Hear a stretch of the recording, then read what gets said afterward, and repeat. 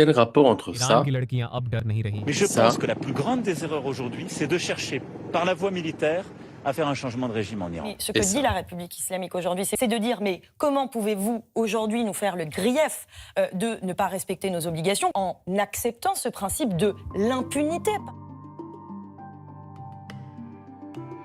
Bonjour à tous, bienvenue sur la chaîne Human Face. Je vous propose de revenir sur la double position du président Emmanuel Macron.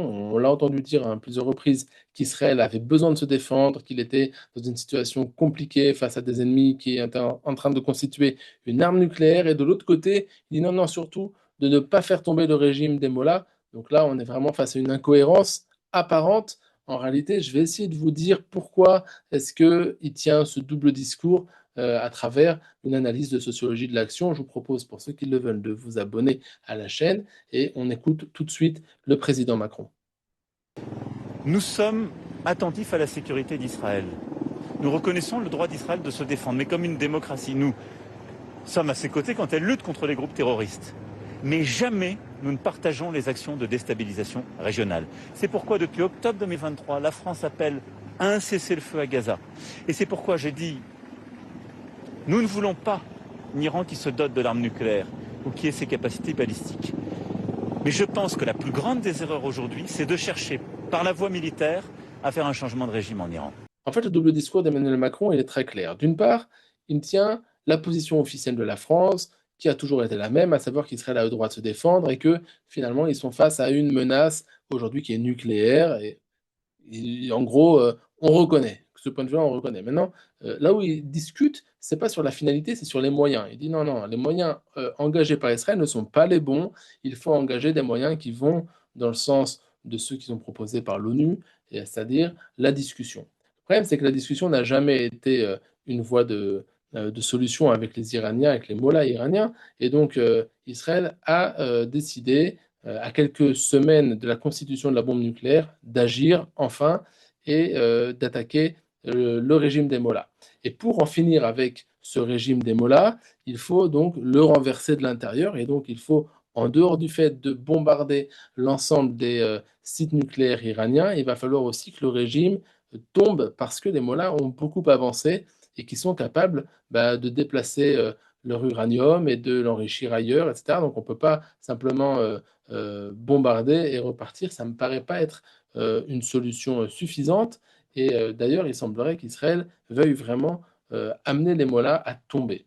Et ça ne marche pas pour le président Macron. Il ne veut pas que ce soit Israël qui le fasse. Quel est le problème pour Emmanuel Macron aujourd'hui? Simplement, c'est qu'Israël agisse en tant que libérateur de l'Iran. Si c'est le cas, alors forcément, eh ben, les Iraniens, les démocrates iraniens, la jeunesse iranienne va s'attacher fortement à Israël. C'est déjà le cas, mais ils vont s'attacher encore plus fort. Ils vont presque être dépendants vraiment d'Israël au niveau, non pas politique, mais au niveau idéologique. Et ça veut dire qu'ils vont devenir quasiment sionistes, hein, les Iraniens. Ça veut dire que pour eux, Israël, ça va être ceux qui vont les avoir délivrés. Ça dérange. Ça dérange parce que finalement, ça ne va pas du tout avec le narratif qui est habituellement vendu par l'ONU, à savoir qu'Israël, c'est le pays de l'impunité. En fait, c'est comme si on allait dire que l'impunité israélienne a servi à quelque chose de bien. Et donc, en fait, si on fait rentrer cette idée-là, eh ben, ça va arriver à déduire que peut-être que l'impunité israélienne à Gaza aussi, c'est quelque chose de bien. Et peut-être qu'en Palestine aussi, c'est quelque chose de bien. Et en fait, tout cet imaginaire qu'on a construit autour d'Israël, eh ben, il va tomber.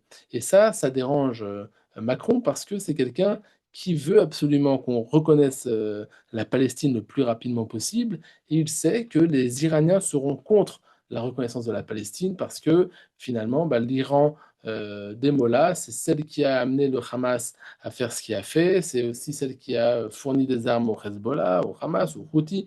Et donc, il sait très bien, Macron, que il va perdre totalement cette lutte-là pro-palestinienne parce que le Moyen-Orient va changer de figure. Il va y avoir une alliance israélien-iranien. Il va y avoir d'autres pays arabes qui vont commencer aussi à rentrer dans ce move-là où Israël va être dédiabolisé et ça va être la fin de la lutte pro-palestinienne. Si Israël est dédiabolisé, c'est la fin de la lutte pro-palestinienne. C'est juste la raison pour laquelle aujourd'hui Macron s'oppose encore une fois à une solution qui mettrait pourtant le peuple iranien à l'abri. On voit à quel point le palestinisme est une idéologie vraiment sale et mal construite. C'est une vision du monde qui est totalement tordue. C'est-à-dire, voilà, je tiens absolument à ce que les Palestiniens aient un État et je suis prêt à ce que même les Iraniens vivent avec 1000 morts par an, etc., pour ce prix-là. C'est-à-dire que c'est pas quelque chose de construit